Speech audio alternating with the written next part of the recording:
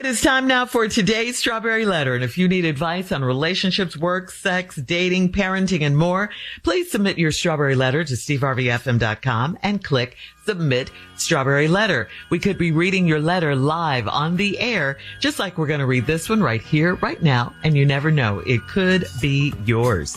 It could be yours. Buckle up and hold on tight. We got it for you. Here it is. Strawberry Letter.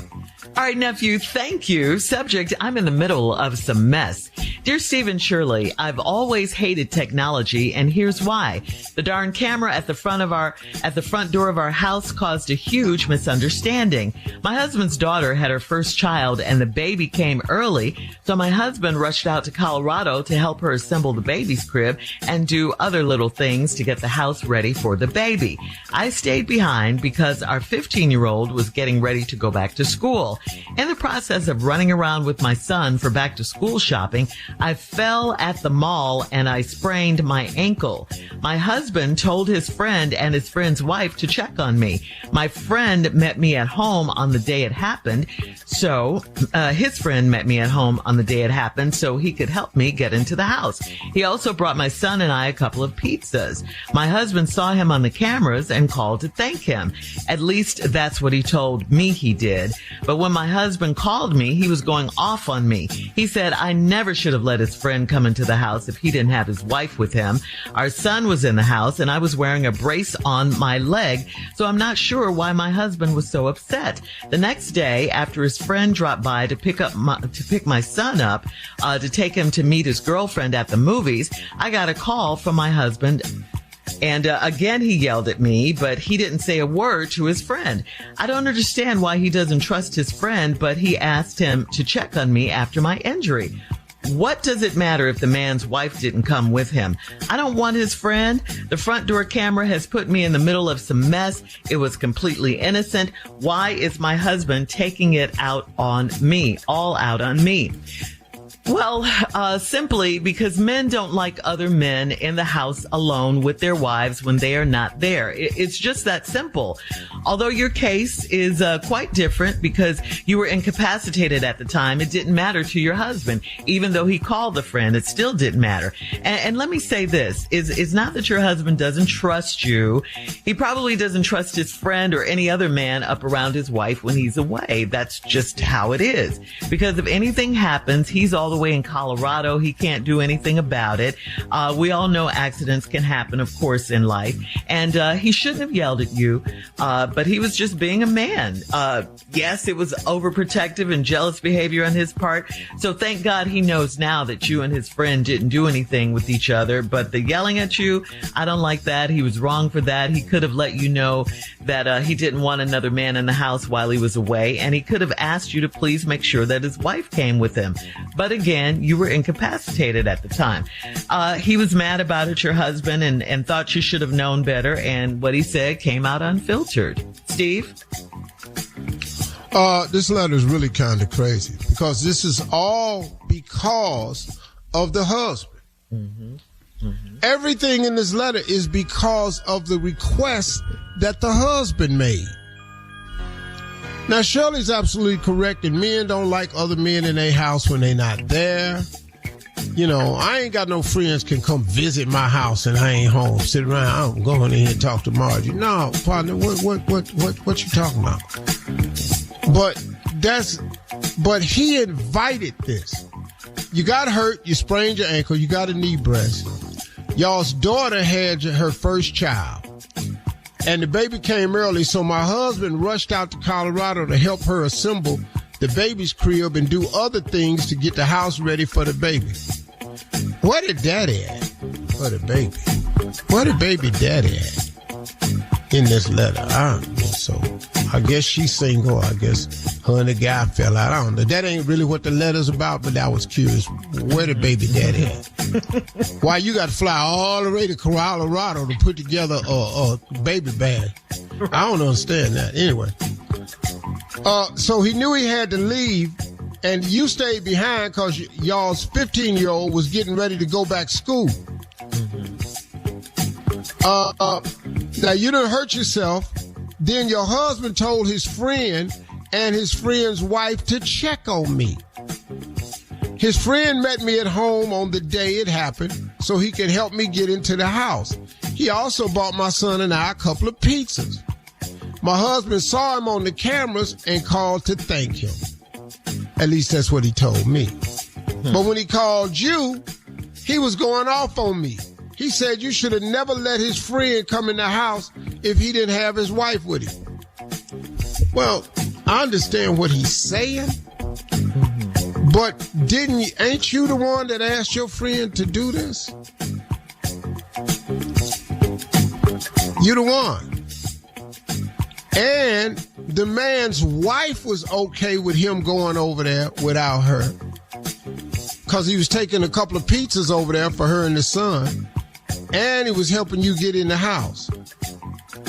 Now, why he mad at you for this, for not knowing the man law rule, which don't really apply here, because your man asked the man to do this. See, that's different. If I look on the camera and all of a sudden I see this dude just being Captain Helpful. Whoa, hey, hold up, partner. She over here, she can get in the house. She hurt her leg. She didn't lose a leg. It's still on there. So, I could have understood where he's coming from, but this is a bit much of an overreaction. And I'll tell you what it's from when we come back. But it's a bit of an overreaction, and it's all because of a phone call he made. Mm-hmm. All right, Steve, we'll have part 2 of your response coming up at 23 minutes after the hour. Today's Strawberry Letter subject, I'm in the middle of some mess. We'll get back into it right after this. You're listening to the Steve Harvey Morning Show.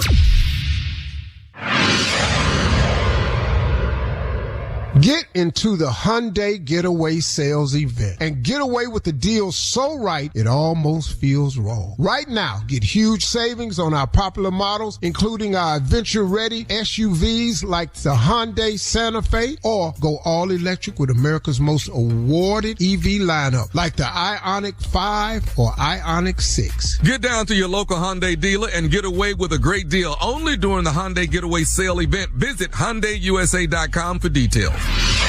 All right, Steve, let's recap today's Strawberry Letter. The subject is, I'm in the middle of some mess. Yeah, you're in the middle of some mess that was created by your husband. You all have a daughter that lives in Colorado who had a baby that came early, so your husband rushed out there to help her put together the crib and all this stuff and get the house ready for when the baby come home. Okay, so he left you at the home with y'all's 15-year-old who had to go back to school. You went out shopping for some school clothes, and you fell and hurt yourself at the mall. Your husband called his friend, who stays like in the neighborhood or somewhere like that, I don't know, and asked him to go and check on y'all and look out for you because you had hurt your leg.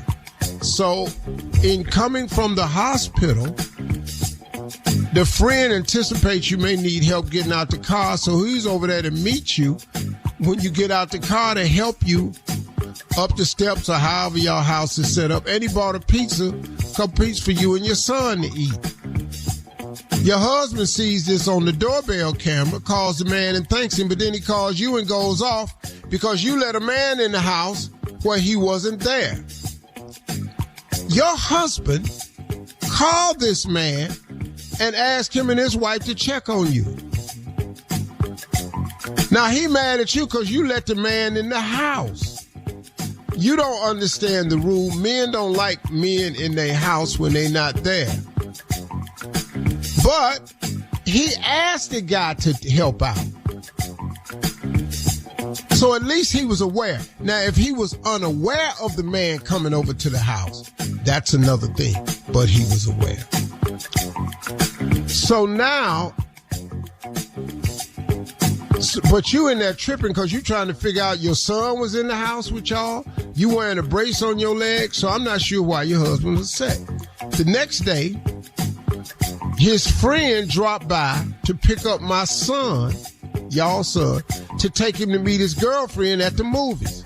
I got a call from my husband again. He yelled at me, but didn't say a word to his friend.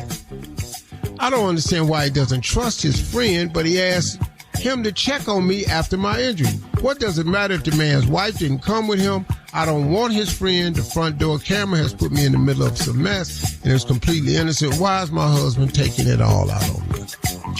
Which leads me to my favorite quote that I've heard from a minister this year, Bishop Bronner from Atlanta. Be careful of people who are the victims of circumstances they created. Be careful of people who are victims of circumstances that they created. Your husband created this whole thing. Now he upset because you done let a man in the house. You told the man to go over there. And if you told the man to go over there, you should have said, hey man, go in there, but stay on the porch. But you ain't say that. The wife know you told the man to come over here.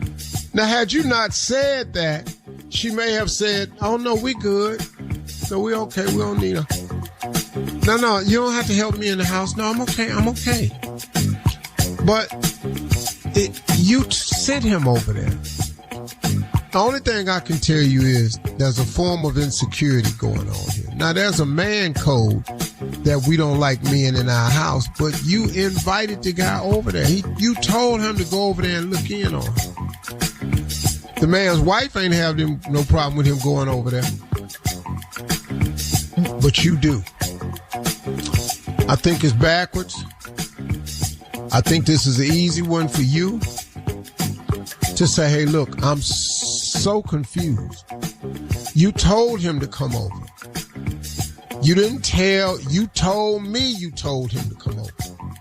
You didn't tell me not to let him in the house. And you didn't tell me that he had to have his wife with him. So now how you mad at me? And you're not really in the middle of no mess, lady, if you do like a woman does. Turn it. Flip it. Turn it on it. Had it happen to me so many times. Turn it. Do what women do. Turn it. Like and what? stop Like using logic. Use emotion. See, the women, you have a trump card. Don't use logic. You're talking logical. Use emotion. I'm gonna hurt my leg and I'm falling this mall and then you send this man over his house to help me. And then he helped me and now you know. I feel worse now. And look at you, and you ain't even here. So now you care about that baby more than you care about me. You done flipped. You done stayed over here and helped me with my leg. And where's the baby daddy at anyway? He should have been putting that crib together. What you fly over there and spend all that money? Now that crib that cost us $1,200. All right. Post your comments on today's Strawberry Letter. I told you that boy wasn't no good when they was dating each other, but you gonna talk about he ain't all right no more. And Facebook. And check out the Strawberry Letter podcast. And if you'd have raised this 15-year-old like a man, he would have helped me get in the house anyway. iHeartRadio app. Free now. Sounds so good. Don't know how to order a pizza. You raised this little punk 15-year-old boy. You can download it today. Now, coming up at 46 minutes after the hour, we got Sports Talk. Junior. Your son, just like you. Junior. Right after this. You're listening to the Steve Harvey Morning Show.